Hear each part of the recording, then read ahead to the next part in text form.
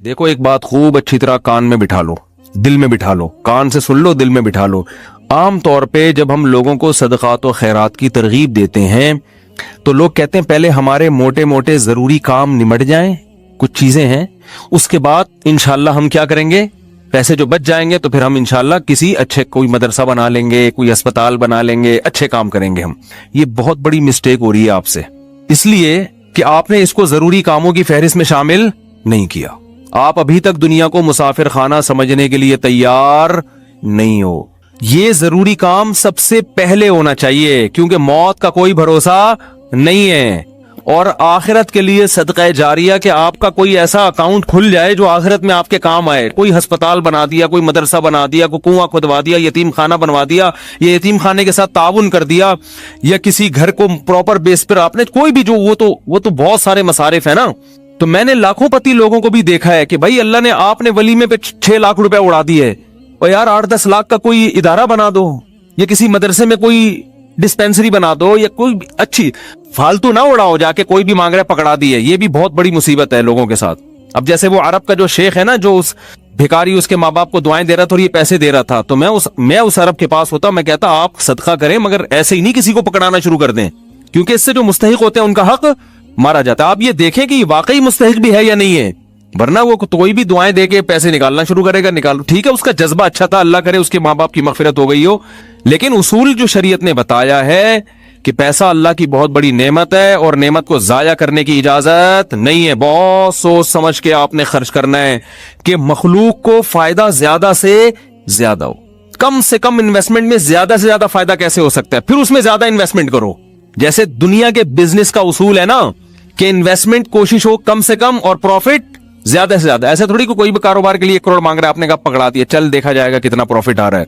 तो भाई जो दुनिया की तिजारत का उसूल है वही उसूल आखिरत का।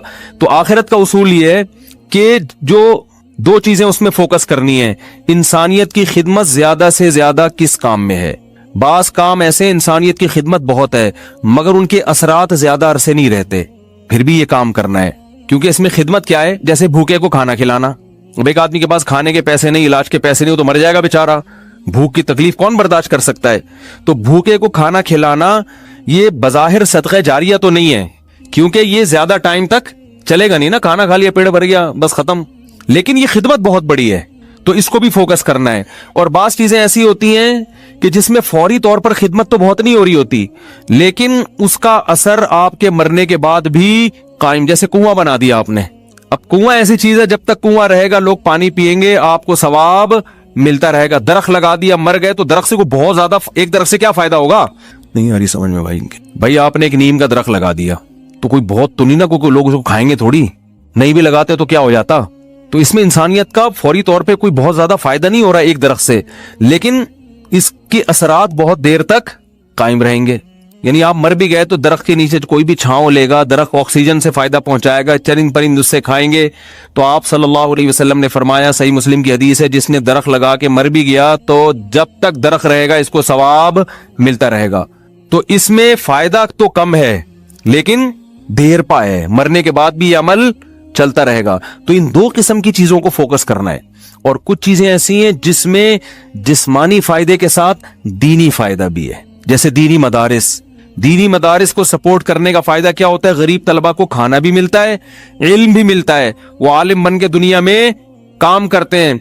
तो सदका जारिया भी है, मरने के बाद वो उलमा जो काम करेंगे, फिर आगे उनसे जो हिदायत फैलेगी, फिर वो लोग आगे जो तबलीग करेंगे, तो जब तक इस्लाम बाकी रहेगा आपको सवाब मिलता रहेगा। लेकिन अब ये भी नहीं कि किसी भी मदरसे में उठा के दे दो, सोच समझ के कौन काम कर रहे हैं, कौन विजनरी लोग हैं, कौन, बहुत इसमें फेंकना नहीं है मेरे भाई। जैसे दुनिया की तिजारत में पैसा फेंका नहीं जाता, बहुत सोच समझ के। कोई भी आपके पास आए बोले 1 लाख रुपए दो, मैं पैसे कमा के आपको हर महीने 6,000 रुपए दिया करूंगा, आप पकड़ा दोगे हैं? इंक्वायरी करोगे भाई 1 लाख कहाँ, कौन सा कारोबार आ गया जिसमें 1 लाख पे आप मुझे 10,000 दोगे या 6,000 दोगे। वो बताएगा ये है, अच्छा मुझे दुकान दिखाओ चल के।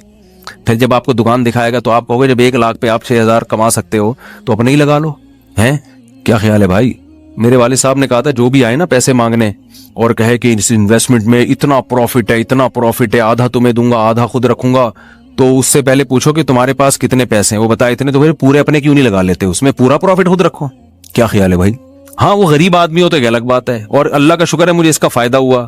ایک دفعہ ہوا, دوسری دفعہ والد صاحب کی نصیحت پہ عمل نہیں کیا تو سارے پیسے ہی الحمدللہ سارے ڈوب گئے تھے. ٹھیک ہے, ایک دفعہ فائدہ بھی ہوا. ایک صاحب جو ایک بڑے پوش ایریا میں رہتے تھے, میں چونکہ اس ایریا کا نام لوں گا تو کہیں ایسا نہ وہ سمجھ جائیں, لیکن قصہ پرانا ہو گیا وہ نہیں سمجھیں گے, پھر بھی احتیاط یہی ہے کہ نام نہ لیا جائے. مالدار علاقے کے تھے, مجھے کہنے لگے کہ میں یہ کاروبار کرنا چاہتا ہوں. اچھا, اس ایسے ایریا میں رہتے تھے کہ مجھے پتا تھا اتنے پیسے تو ان کے پاس ہوں گے ورنہ اس ایریا میں رہ نہیں سکتا آدمی. اب ایک آدمی ڈیفینس, ایک مثال دے رہا ہوں ڈیفینس کی, ڈیفینس میں رہتا ہو اور کہ میری تنخواہ 10,000 روپے, تو آپ کہو گے بھائی 10,000 والا ڈیفینس میں نہ کرائے پہ رہ سکتا ہے اور اپنا گھر ہو تو سوال ہی پیدا نہیں ہوتا. کروڑوں کا تو نے گھر کیسے خرید لیا, 3 کروڑ کا ہے بھائی, ہو سکتا ہے 4 کروڑ. اسٹیٹ ایجنٹ والے مجھے پھر فون کریں گے آپ نے ڈیفینس کی ویلیو کیا کر دی ہے, بیان میں گرا دی ہے. تو میں مثال دے رہا ہوں, یہ اب ہر بیان کو نا لوگ بڑے سینسٹیو بن کے لے رہے ہوتے ہیں کہ آپ نے ڈیفینس میں 3 کروڑ بول دیے, ہماری تو ویلیو. تو اب کیونکہ شہرت ہو گئی ہے نا تو ہر چیز کو بہت زیادہ لوگ سیریس ہو رہے ہیں. 25 کروڑ ٹھیک ہے نا, 25 کروڑ کا. اب اس سے پھر لوگ پریشان ہوں گے, یار ہم لے رہے تھے آپ نے قیمت بڑھا دی. تو بھائی یہ محض ایک مثال ہے, مجھے نہیں پتا ڈیفینس میں قیمتیں کیا چل رہی ہیں, تو کچھ بھی لگا لو قیمت.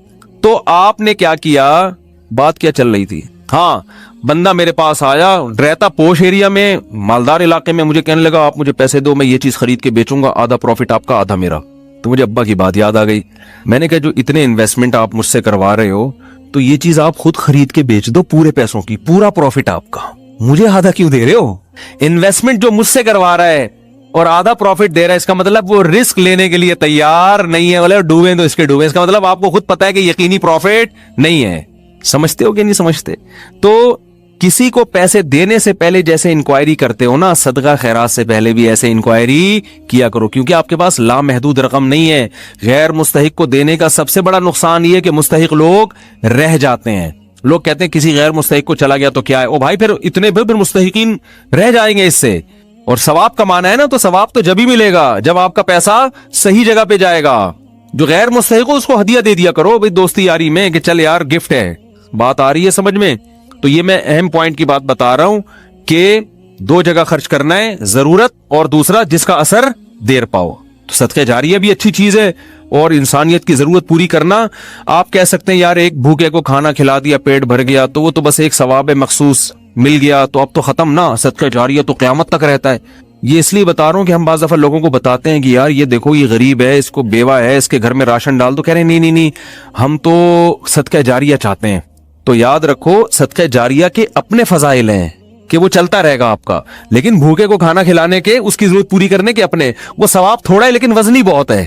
وزنی کیسے؟ حدیث میں آتا ہے قیامت کے دن اللہ اعلان کریں گے, جب میدان حشر ہوگا نا, بہت سختی کا دن ہوگا, تو اللہ اعلان کریں گے کہاں ہیں وہ لوگ کہ جب میں بھوکا تھا تو انہوں نے مجھے کھانا کھلایا, میں پیاسا تھا تو انہوں نے مجھے پانی پلایا, آج ان بھوکوں کو میں کھلاؤں گا کیونکہ انہوں نے مجھے کھلایا تھا. جیسے ہوتا ہے نا آپ کو بھوک لگ رہی تھی, کسی نے آپ کا اکرام کیا, تو اب آپ کو کہیں وہ بھوکا نظر آئے تو آپ سب سے پہلے اس کو کھلاؤ گے نا. یار میں ٹی وی میں آ رہا ہوں کیا ہے, تھک گئے ہو تو بیان ختم کر دیتا ہوں, بس ویسے ہی بھی ختم ہونے والا ہے. دیکھو غیرت مند انسان کیا کرتا ہے, آپ بھوکے تھے اور آسان مثال, آپ کی گاڑی میں پیٹرول ختم ہو گیا, آپ نے پیٹرول پمپ والے سے کہا یار تھوڑا سا ڈال دو, پیسے بعد میں دے دوں گا میں آپ کو, ابھی جیب میں ہے نہیں. اس نے کہا چل یار ڈال دیا پیٹرول, میں اپنے پیسوں سے ڈال رہا ہوں, جاؤ یار. ایک دن کیا ہوا, اتفاق سے آپ پیٹرول پمپ کے مالک بن گئے. وہ آیا گاڑی لے کے, پیٹرول نہیں ہے, لائن لگی ہوئی ہے, بہت سے غریب آ گئے بغیر پیٹرول کے نا. ٹھیک ہے نا, اب آپ کے پاس محدود پیٹرول ہے تو آپ کس کی گاڑی میں ڈالو؟